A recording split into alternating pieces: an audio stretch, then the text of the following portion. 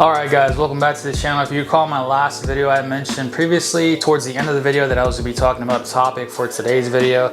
Well, that is going to be why you are possibly wasting your time attending diecast meets. When I first started collecting, I was attending diecast meets 2 or 3 times a month. And after a while, I started to learn a few things. Those diecast meets were filled with vendors, collectors, and all sorts of people that would go set up tables and they'd list all their stuff that they have for sale. Some of them were willing to trade as well, so you just really have to kind of go and inquire at each vendor table and see what they're willing to do with you or willing to bargain with. I no longer go to those diecast meets anymore just because I'm just not really feeling it anymore. Kind of lost interest in the hobby somewhat. I do still collect, but I'm very particular with the items that I do get. So with that being said, I'm gonna go ahead and share some information that I've acquired throughout the time of my experience attending diecast meets and what you should be able to expect, especially as a newcomer to the hobby. So first and foremost, you're gonna be noticing a lot of the same people that are gonna be attending the events, and especially the vendors that are set up at tables. That's probably one of the most noticeable things that you'll notice about those events, the same vendors. Which brings me to point number 2, which is you're gonna oftentimes see the same exact cars for sale or trade. Some of the diecast meets are hosted by people that hold them more than once a month, so you'll oftentimes see them twice a month. And if they don't sell, most of their table at one of the meets, chances are you're gonna probably see the same exact stuff at the next meet, especially if it's only 2 weeks away. I mean, how many more diverse items can they acquire from a 2-week period? So yeah, just keep that in mind. You'll most likely see a lot of the same exact cars, same exact prices. Prices was another thing that I kind of, tried to ponder on a bit as to what the reasoning was behind the prices. Because the whole point in going to a diecast meet is to kind of get better deals or bargains than actually paying for it online through eBay or StockX or wherever you might choose to buy your cars from. A lot of the strategy or logic behind the vendors is going to be referencing eBay sold comps. So that can only get you so far, right? If you're taking into account eBay sold comps, you also have to take into account that eBay is generating a fee for the people that are selling those items, and they get charged with that fee, and they also get charged with the price for shipping that item out. So if they have an item for $10, eBay is going to charge them a fee, which I don't know, is probably close to 10% by now. So that's going to be another $1 on top of that, and they're also going to have to ship it out too. So that's probably going to run them at least $5. So really, how much is that seller netting? $5 shipping plus $1 tax, that's minus 6 from 10. So they're netting probably $4 off of that one item. But the vendors are referencing those items thinking that they're gonna be able to charge the same price, when in reality they're not getting charged a fee from a third party. Well, technically they are actually getting charged a fee for setting up their tables, but that's way much less percentage compared to eBay. They're using that to reference, and then they're thinking that they're going to be able to net $10, but in reality the seller on eBay is only netting $4. So you have to take both situations into account. Also, the buyer too is not necessarily paying $10. They're paying more than $10 because they're also having to pay the tax on top of that.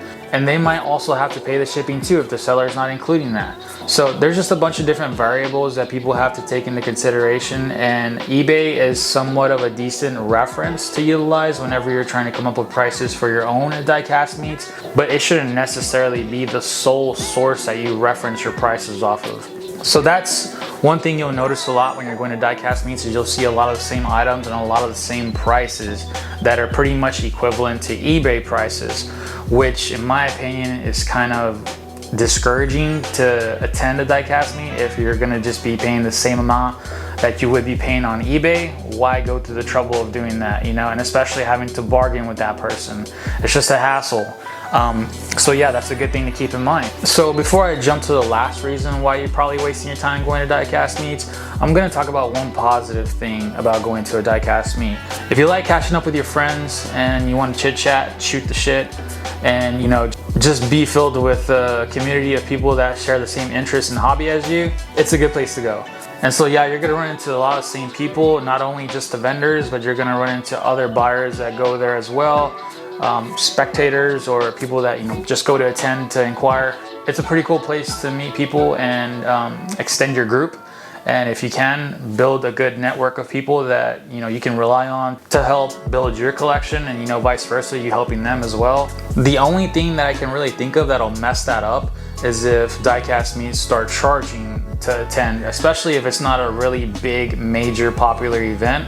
I don't see why they should start charging people to attend. There was a diecast meet here in San Antonio that actually had a really good thing going, and I think the person who hosted the event started to get a little bit greedy, and so they wanted to start charging, which eventually backfired on him big time, because yeah, he got a lot of blowback from the community.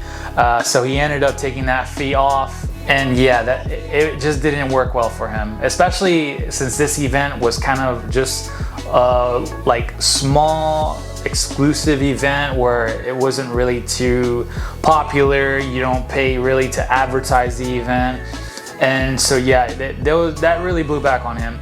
So that spoke volumes. And I don't see why someone should have to pay to attend a diecast meet, especially if it's not a big event. Like, sneaker cons. Sneaker cons is a big event and it's widely advertised. There's hundreds of people that attend that event. Or even the RLC events, every so often they have the conventions.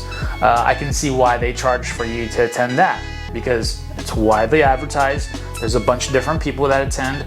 There's a bunch of different vendors. You get exclusive cars. There's reasoning behind them charging you to attend their event. So yeah, that's one positive thing about attending a diecast event, is that you build your community and it's fun to be around those people.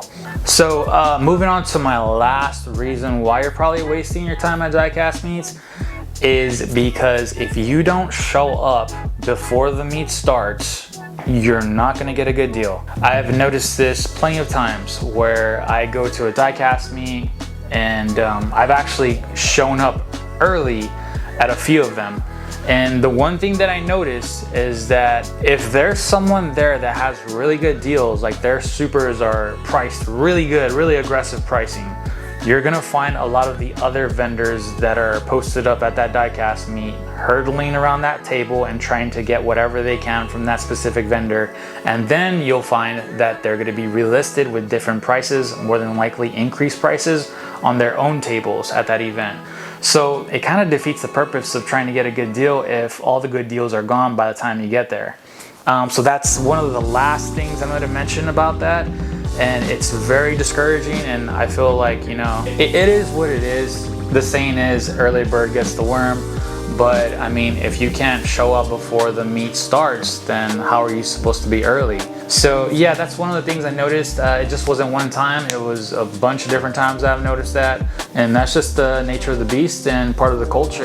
There's vendors there that are claiming to be collectors, and they might be collectors, but they might let the best get to them, with the trying to make a buck, quick, easy buck, rather than just being there and spreading the wealth.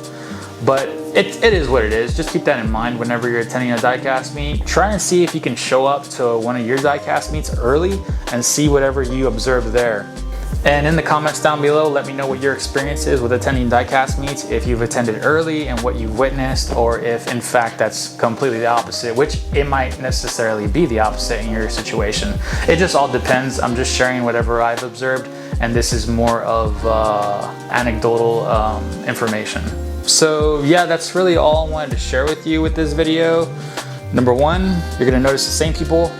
Number two, you're gonna notice a lot of the same stuff with the same prices. And number three, if you don't show up early, you're late.